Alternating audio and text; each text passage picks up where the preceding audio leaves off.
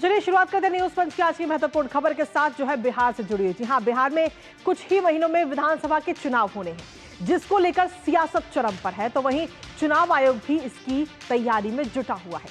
बिहार में इन दिनों मतदाता विशेष गहन पुनरीक्षण यानी SIR की प्रक्रिया चल रही है, जिसके तहत अब भारतीय निर्वाचन आयोग ताजा आंकड़े जारी किए हैं, जिससे काफी हलचल बिहार में मची हुई है।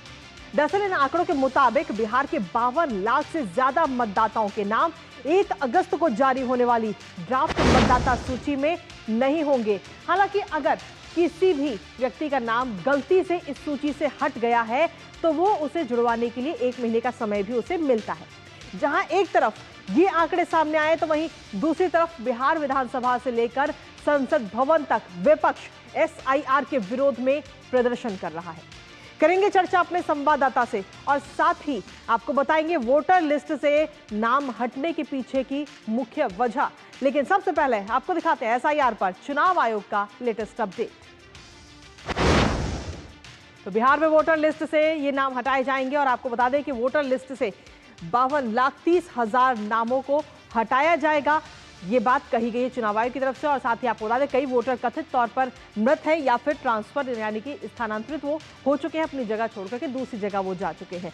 इसके साथ ही 21.36 लाख मतदाताओं ने इससे जुड़ा हुआ कोई भी फॉर्म अभी तक जमा नहीं किया है। यानी कि अगर अभी तक हम देखें तो आयोग की तरफ से कहा गया है कि 97.30% मतदाता जो है वो अपना फॉर्म भर चुके हैं और 1 अगस्त को जो ड्राफ्ट मतदाता सूची है उसे प्रकाशित किया जाएगा। और 1 अगस्त को ये ड्राफ्ट मतदाता सूची प्रकाशित होने के बाद में अगर इसमें कोई भी आपको चेंजेस कराने हैं अपने नाम में, अपने पते में कुछ भी अगर बदलाव कराना है तो उसके लिए आपको 1 सितंबर तक का समय मिलेगा, सुधार का मौका, जांच और सुधार का। जिसके बाद में 1 सितंबर के बाद 30 सितंबर को अगली जो फाइनल सूची है वो जारी की जाएगी। लेकिन इसके साथ ही आपको बता दें कि आखिर इसके पीछे क्या कुछ वजह दी गई है, एक नजर उस पर डाल लेते हैं।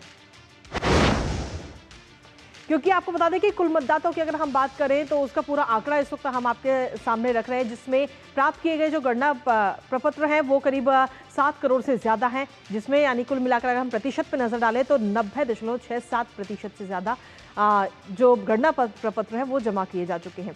डिजिटल जो गणना प्रपत्र है वो जमा किए गए हैं वो भी 7 करोड़ से ज़्यादा है, 7 करोड़ 13 लाख के करीब, 90.37%।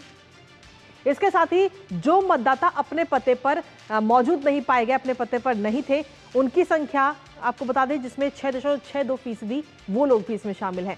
और कुल कितने मतदाता कवर किए गए हैं इन सबको मिलाकर के 97.30% मतदाता इसमें अभी तक कवर किए गए हैं। हालांकि अभी कुछ दिन और बाकी हैं क्योंकि 1 अगस्त को ये पूरी नई सूची जो है वो जारी होगी, ड्राफ्ट मतदाता सूची।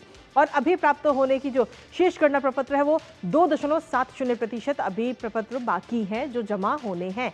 तो ऐसे में लेकिन खास तौर पर नजर उस पर है जिनके नाम इसमें कटाए जाएंगे और इसके पीछे क्या कुछ वजह है वो आपको बताते हैं। दरअसल अभी अब तक मृतक के रूप में दर्ज मतदाताओं की संख्या की अगर हम बात करें तो 18 लाख है वो। और साथ ही स्थायी रूप से जो लोग ट्रांसफर हो चुके हैं, दूसरी जगह पर शिफ्ट हो चुके हैं, उनकी संख्या है 26 लाख यानी कि 3.2%।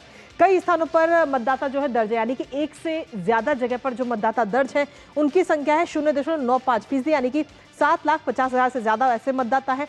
और साथ ही कुछ मतदाता ऐसे हैं जिनका कुछ अता पता अभी तक नहीं चल पाया है, जिन मतदाताओं को अभी तक नहीं खोजा जा सका है, उनकी संख्या है 11,400 करीब यानी कि 0.01%। तो ये आंकड़े इस वक्त जारी किए गए हैं चुनाव आयोग की तरफ से। लेकिन खास बात यह है कि 52 लाख से ज्यादा जो मतदाता हैं उनके नाम इस बार वोटर लिस्ट से हटा दिए जाएंगे, क्योंकि उनमें से कई सारे या तो मृत हैं या फिर वो अपनी जगह छोड़ के जा चुके हैं या फिर जिनका कोई अता पता नहीं चल रहा है या 1 से ज्यादा जगह पर उनका जो नाम है वो 2 जगह पर दर्ज है। लेकिन इसके साथ ही अगर जो 1 तारीख को सूची आने वाली है, अगर उस सूची में आपका भी नाम अगर गलती से हट गया है तो आपको कैसे इसको चेक कर सकते हैं।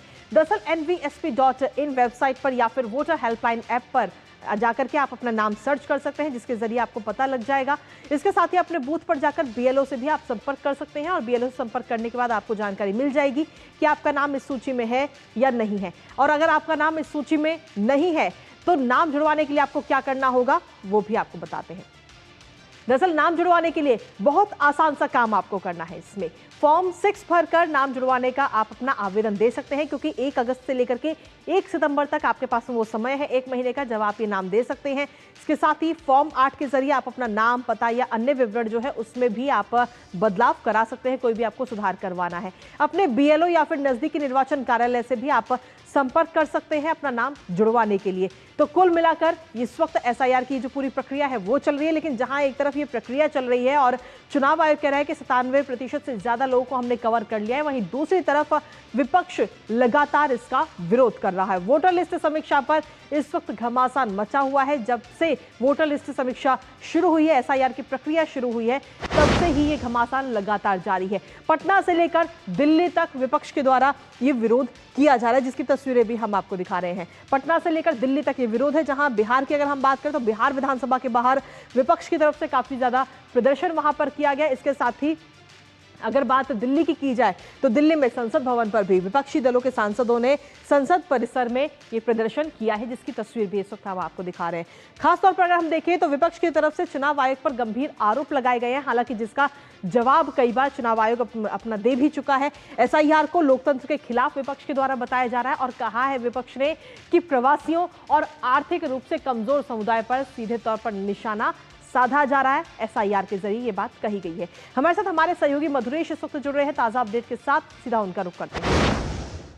अब मधुरेश, सबसे खास बात अगर हम देखें तो जब से एसआईआर की ये पूरी प्रक्रिया शुरू हुई है तभी से लगातार विरोध प्रदर्शन भी किया जा रहा है विपक्ष के द्वारा, लेकिन अब जो ये नया आंकड़ा जारी किया गया है, 52 लाख से ज्यादा मतदाताओं के नाम इसमें हटाए जाएंगे, जिसमें से कई सारे मतदाता मृत पाए गए हैं और साथ ही कई सारे मतदाता जो कि एक साथ 2 जगह पर जिन्होंने अपने फॉर्म जमा कर रखे हैं और इसके साथ ही कई लोग अपनी जगह छोड़ चुके हैं, दूसरी जगह पर शिफ्ट हो चुके हैं। ऐसे कई सारे नाम सामने आए हैं।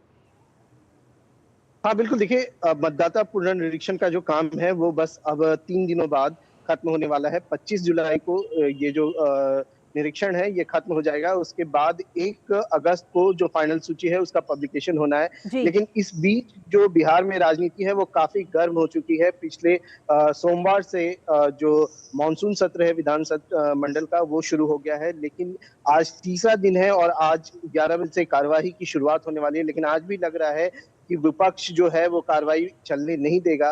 कल की स्थिति भी बहुत अच्छी नहीं रही। कल पहला जो सत्र था वो केवल 21 मिनट चला और दूसरा सत्र 51 मिनट भी लगभग इतने ही देर का था और टोटल 51 मिनट का कल सत्र चल पाया।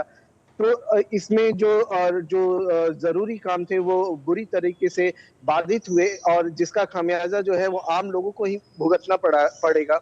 सरकार को इस मॉनसून सत्र में टोटल 12 बिल लेकर के आना था, 12 विधेयक थे जिनको पास कराना था, लेकिन हंगामे के कारण विधानमंडल के पटल पे ये बिल अभी तक रखा नहीं जा सका है। हालांकि पहले दिन जो था वो पूरक बजट वो पेश कर दिया गया था, जो 57,000 करोड़ रुपए से ज्यादा का था, वो हालांकि पास हो चुका है।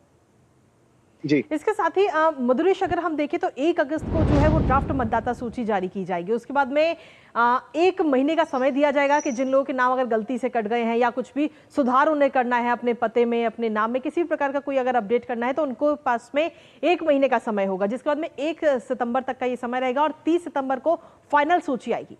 विपक्ष को अगर साइड करके अगर हम आम जन की बात करें तो आम जन की क्या कुछ प्रतिक्रिया सामने आई है एसआईआर प्रक्रिया को लेकर? देखिए, जो आंकड़े बता रहे हैं 90% से ज्यादा लोगों ने फॉर्म फिल कर दिया है। ये अपने आप में बता रहा है कि जो आम जनता है वो एसआईआर के पक्ष में है, वो चाहती है कि एसआईआर हो। और एसआईआर तो एक सतत प्रक्रिया है। अगर मतदाता सूची में कोई मृतक है अथवा वो कहीं दूसरी जगह पे वोट देने के इच्छुक हैं या कहीं दूसरी जगह चले गए हैं, 2 जगह वोटर आईडी कार्ड बना रखे हैं, तो ऐसे लोगों को तो मतदाता सूची से बाहर करना जरूरी है ही। बिल्कुल, चुनाव आयोग का अधिकारी है और इसके 2-3 फायदे होते हैं। एक सबसे बड़ा फायदा ये होता है कि जो वोटर टर्नआउट रेशियो है वो बढ़ जाएगा। जैसे मान लीजिए कि एक इलाका है जहां पे 100 लोग रहते हैं, वहां से 10 लोग कहीं बाहर चले गए या वहां मतदान करने के इच्छुक नहीं है। जब उनका नाम मतदाता सूची में रहेगा तो उनका वोट पड़ा या नहीं पड़ा ये भी वोटर टर्नआउट में काउंट होगा।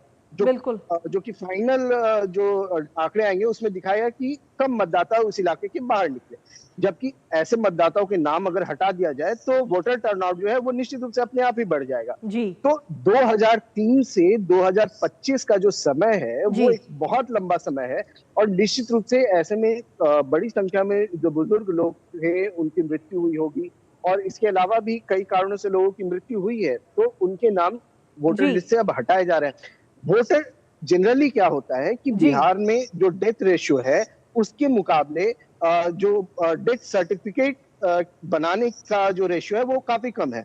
जब डेथ सर्टिफिकेट बनाने का रेशियो कम है तो ऐसे जी। में आप समझ सकते हैं कि कितने मतदाताओं के परिवार होंगे जो चुनाव आयोग को ये खुद लिख करके देंगे बिल्कुल। कि हमारे घर के व्यक्ति की मृत्यु हो गई है। जी। ऐसे में उनका नाम सालों साल तक कैरी ऑन होता रह जाता है। लेकिन अब तो वो चीज मधुरेश कहीं ना उसी कहीं के नहीं होगी, शुद्धिकरण का क्योंकि ये एसआईआर प्रोसेस है। प्रक्रिया के तहत एक एक चीज को जाना जा रहा है और साथ ही उसके बाद में लगातार कई सारी टीमें इस पर पिछले कई दिनों से काम कर रही हैं और तब जाकर ये आंकड़े इस वक्त जारी किए गए चुनाव आयोग की तरफ से।